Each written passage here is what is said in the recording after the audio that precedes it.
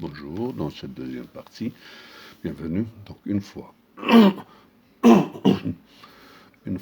comme on a dit, le CD installé dans l'ordinateur, donc vous aurez un signe que je vais vous montrer, il est là. Regardez là, il est ici. Bon. Une fois, vous doublez, donc là, c'est en texte 6022BL, etc. Donc une fois, vous double-cliquez sur cette icône, vous aurez ça à gauche. À gauche, voilà. Regardez là. Donc ça, c'est le traitement comme un oscillo normal avec deux fonctions de plus. Et là, c'est le traitement des signaux. Traitement des signaux dans les circuits, donc dans le traitement des signaux en général. Donc nous, on a besoin de ça. Voilà. Donc je double-clique. Voilà. Donc regardez ce que vous avez dans l'écran. Bon. Donc dans l'écran, donc il y a un volet à droite. Ce volet-là, qu'est-ce qu'il y a? Il y a la base de temps. La base de temps, regardez là. Vous voyez, ça passe de 1 microseconde.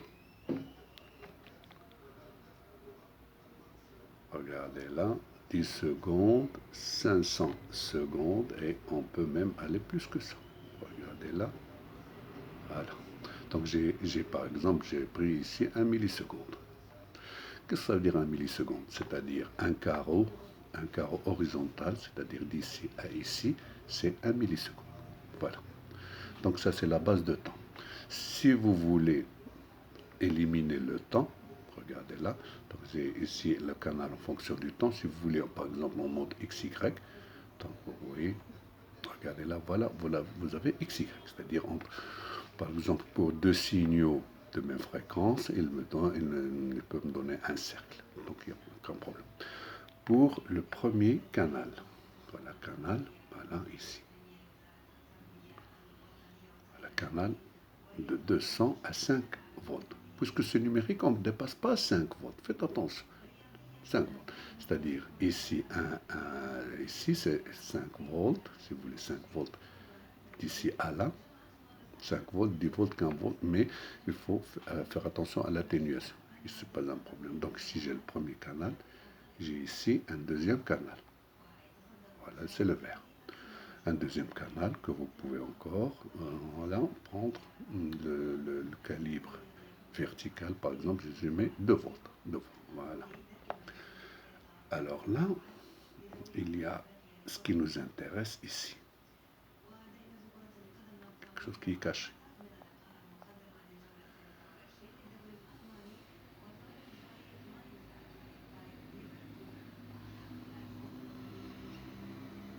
Regardez là.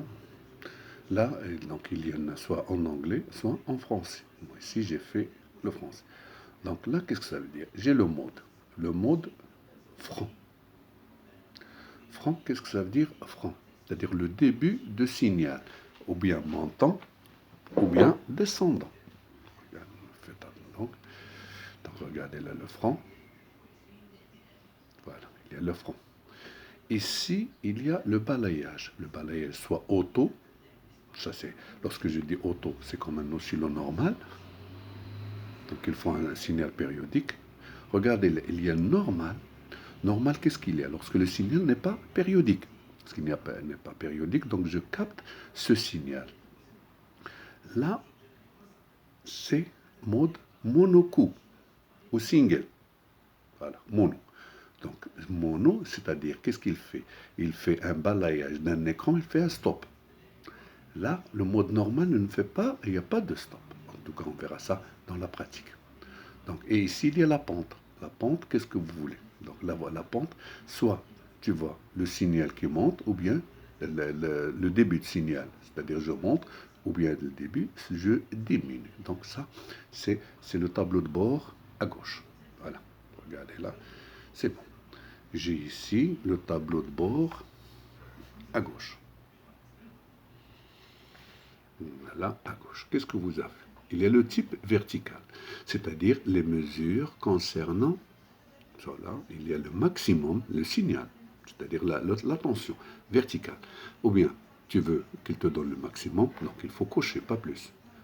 Ou bien le minimum, ou bien crête à crête, ou bien haut, ou bien le bas, le milieu, tout ça, tout ça. Donc, ou bien, par exemple, ce qui nous intéresse, nous, c'est l'amplitude. Regardez là.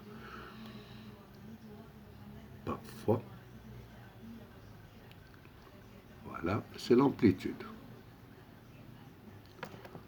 Voilà, l'amplitude. Et il y a la moyenne du cycle dépassement. Non, donc ça concerne le vertical, c'est-à-dire la tension. Donc, une fois, donc attendons, je vais stabiliser l'écran. Voilà, voilà. Donc, vertical. Premièrement, si vous remarquez très bien, je traite le canal 1, le signal qui viendra du canal 1, le jaune comme on a déjà vu. Donc, soit qu'il vous affiche ici en bas, c'est l'écran des résultats. Regardez là, voilà, là, en bas, ici, il y aura des résultats. Regardez, là, je vais cocher, par exemple, je vais cocher l'amplitude. Cocher l'amplitude, voilà. Voilà, je vais cocher l'amplitude. Et voilà. Donc, il me donne ici l'amplitude, c'est 0. Donc, il n'y a aucun problème. Donc, les résultats, ça, c'est l'espace de résultats. Donc, c'est pour vertical. Pour l'horizontal, c'est-à-dire le temps, la durée, la fréquence. Par exemple, si je vais chercher, elle doit afficher voilà. Vous voyez, regardez le signal, ça, c'est la fréquence, le temps de montée, etc., suivant l'utilisation. Donc, on a vu le volet de gauche, le volet de droite. Ici, c'est l'espace des résultats. Il reste un autre, c'est, si vous voulez, voilà, ça, c'est ce qui est très intéressant. Bon, à gauche, vous voyez très bien des fichiers, visualisation. C'est-à-dire, qu'est-ce que tu veux visualiser? Ou bien cet espace, ou bien l'espace des résultats, ou bien l'espace de droite. Aucun problème. Là, tu vas l'horizontal. Donc, on peut regarder. Je vais ouvrir chacun. Là, qu'est-ce qu'ils disent? Charger les données. Donc, là, c'est un chargement. Là, c'est enregistrement des données. Là, c'est imprimer. Tu vas imprimer la courbe. Là, j'ai mathématiques. C'est-à-dire, si j'ai deux signaux, je fais ou bien le plus, ou bien le moins, ou bien multiplier, ou bien... Donc, ça, c'est division. Ça, c'est l'opération mathématique sur les courbes. La référence. Par exemple, si vous vous souvenez très bien, pour taux. Taux change avec R et avec C. Donc, je peux, par exemple, faire une expérience avec une résistance précise R1 et je vais la prendre comme référence. Je vais prendre avec une autre résistance qui est plus grande que la première. Donc, vous avez taux plus grand. Donc, et je peux superposer les deux courbes pour voir l'effet de R sur taux. Donc ça, c'est comparaison. Là, ça dépend des signaux. Il y a par exemple, puisque c'est numérique, il y en a beaucoup de parasites. Donc, ou bien vous montrez les courbes, c'est-à-dire liées, les points liés, c'est-à-dire c'est des courbes, ou bien ici, c'est seulement des points. Voilà. Là, c'est l'intensité. C'est l'intensité, c'est-à-dire le front d'onde, le quadrillage, voilà, il n'y a pas de problème. Là, lorsque tu veux rien mesurer, là, je mesure delta. Delta, c'est-à-dire la pente. Là, je mesure le temps, c'est-à-dire entre deux points. Là, la tension entre deux points. Donc, je vais vous montrer un petit peu pour avoir par exemple ici. Donc, une fois vous cliquez, restez cliqué. Et voilà la première. Et regarde, il va vous donner ici le temps.